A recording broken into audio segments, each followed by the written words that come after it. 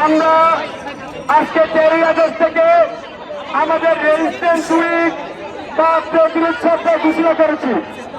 তারই অংশ হিসেবে আমাদের আজকে প্রথম কর্মসূচি ছিল রুট মার্চ, এবং আমরা সেই রুট মার্চ সফল করে আমরা এখন আমাদের বাংলাদেশের কেন্দ্রীয় শহীদ মিনারে অবস্থান করছি।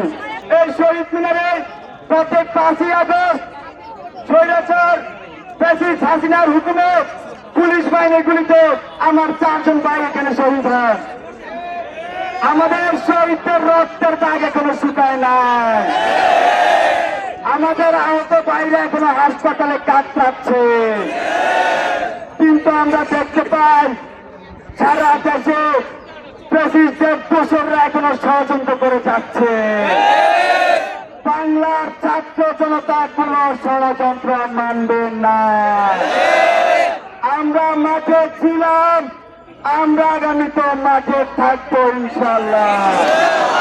রেজিস্ট্যান্স উইকের আজকে যে প্রথম কর্মসূচি, সেই কর্মসূচিতে আমরা 4টি দাবি উত্থাপন করব। আমাদের আজকের কর্মসূচির 4টি দাবির মধ্যে 1 নম্বর দাবিটি হচ্ছে ফ্যাসিবাদী কাঠামোকে ব্যবহার করে যেসব হত্যাকাণ্ড ঘটানো হয়েছে সেগুলোর দ্রুত বিচার নিশ্চিত করতে বিশেষ ট্রাইব্যুনাল গঠন করতে হবে। 2 নম্বর দাবিটি হচ্ছে সংখ্যালঘু ভাই বোনদের উপর আওয়ামী লীগ ও 14 দল সহ যারা পরিকল্পিত ডাকাতি ও লুণ্ঠনের মাধ্যমে গণ-অভ্যুত্থানকে বিতর্কিত করার প্রচেষ্টায় অংশগ্রহণ করেছে তাদের বিচার নিশ্চিত করতে হবে। 3 নম্বর দাবিটি হচ্ছে প্রশাসন ও বিচার বিভাগে যারা ছাত্র জনতার অভ্যুত্থানে হামলা, মামলা এবং হত্যাকাণ্ডকে বৈধতা দিয়েছে এবং ফ্যাসিবাদ বারংবার কায়েম করার চেষ্টা করেছে, তাদের দ্রুততম সময়ে অপসারণ ও বিচার নিশ্চিত করতে হবে।